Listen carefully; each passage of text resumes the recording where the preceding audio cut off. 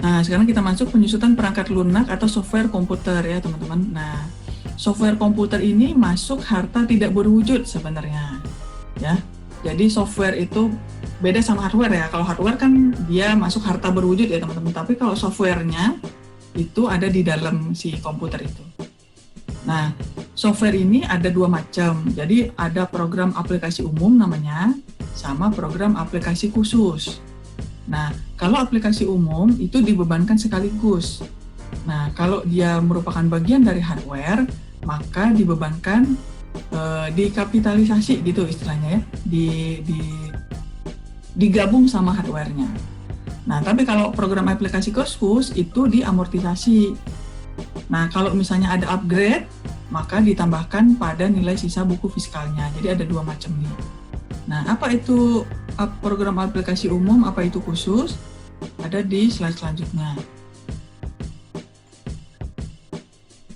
Nah, aplikasi umum itu adalah program yang dipergunakan untuk intinya umum, teman-teman. Jadi kayak dia built-in. Jadi kalau kayak kita beli laptop itu kan udah ada Windows di dalamnya ya, udah ada Windows, udah ada Microsoft Office gitu. Itu kan standar banget. Itu namanya program aplikasi umum, teman-teman.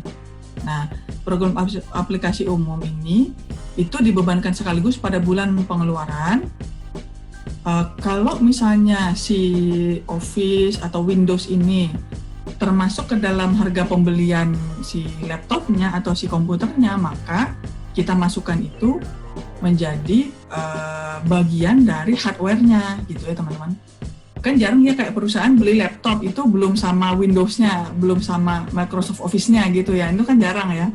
Nah, biasanya kan sudah otomatis tuh, jadi beli laptop misalnya harganya berapa, 10 juta, nah udah sama Office-nya gitu ya, Office Word, Excel, yang kayak gitu ya.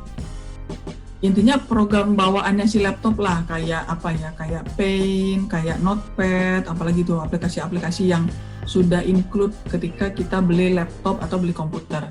Nah itu kalau misalnya ketika beli itu udah include di dalam hardware-nya, berarti masuk ke hardware. Jangan didepresiasi sendiri lagi ya teman-teman. Nah, tapi kalau memang dia terpisah, misalnya ketika beli laptop belum ada, misalnya apa ya, misalnya kayak Adobe misalnya gitu ya. Teman-teman pengen install Adobe lagi, Adobe Photoshop, Adobe Illustrator, Adobe apalagi InDesign gitu misalnya, masukkan ke laptop. Tapi si yang jual bilang, oh ya Bu, nggak apa-apa, tapi ini harganya misalnya 500.000 misalnya, saya nggak tahu sih harga install itu berapaannya.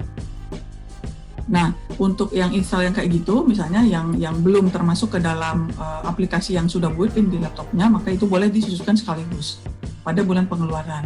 Jadi beli laptop misalnya 10 juta, terus tambah aplikasi tadi misalnya Adobe misalnya ya, Adobe Photoshop gitu. Nah, harganya 500.000 misalnya, karena asli misalnya gitu ya, bukan bajakan. Nah, maka itu boleh dibebankan pada bulan pengeluaran gitu teman-teman ya. Nah, sedangkan aplikasi khusus, next Mas Rama. Aplikasi khusus ini yang khusus gitu ya, yang beda nih sama yang biasanya kalau kita beli laptop nih, kalau mahasiswa beli laptop, nah itu kan. Kalau saya suka kasih contoh ini, misalnya gini teman-teman, aplikasi khusus itu kayak misalnya Indomaret gitu ya, Indomaret atau supermarket, biasanya kan mereka di komputernya itu kan udah ada kayak sistem inventory-nya ya, aplikasi inventory. Jadi mereka tinggal scan-scan, ininya langsung muncul ya, apa namanya, harganya langsung muncul, dan di persediaannya juga langsung ngurangin kan gitu ya. Nah, aplikasi itu namanya aplikasi khusus. Kan nggak semua orang punya ya.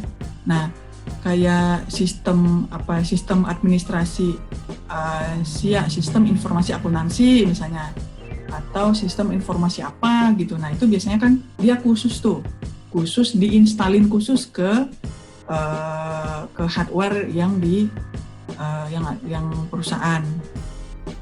Nah itu biasanya kan beli tuh, misalnya kayak ada sistem informasi akuntansi, perusahaan pengen install gitu.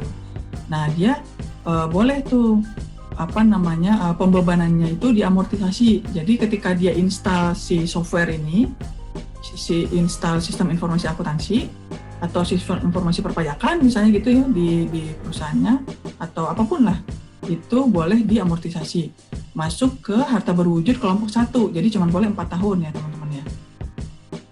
Nah, kemudian si sistem informasi ini mungkin beberapa tahun sekali itu di-upgrade ya, karena kan teknologi berkembang sangat pesat ya. Bisa jadi tahun depannya udah muncul yang versi terbarunya lagi misalnya gitu. Ketika muncul versi terbaru, bayar lagi misalnya gitu ya. Nah, itu kan ada pengeluaran lagi tuh berarti. Nah, biaya upgrade-nya tadi itu ditambahkan di nilai sisa buku fiskalnya yang masih ada.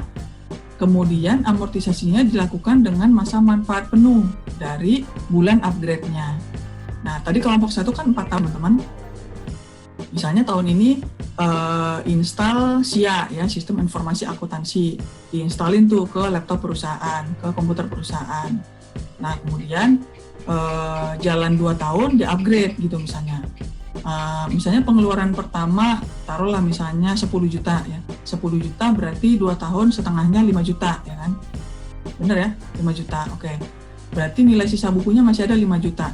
Nah, biaya upgrade-nya misalnya 8 juta misalnya gitu. Jadi nilai sisa bukunya 5 juta, biaya upgrade 8 juta. Itu di tahun kedua ya, baru separuh di upgrade. Nah, maka cara ngitungnya adalah nilai sisa buku fiskalnya tadi 5 juta ditambahin sama biaya upgrade-nya tadi 8 juta, berarti berapa tuh? 13 ya, 13 juta. Kemudian per tahun, per bulan pengeluaran itu diamortisasi pakai masa manfaat penuh. Jadi itu mulai dari awal 4 tahun lagi ke belakang. Jadi 13 bagi 4 gitu teman-teman.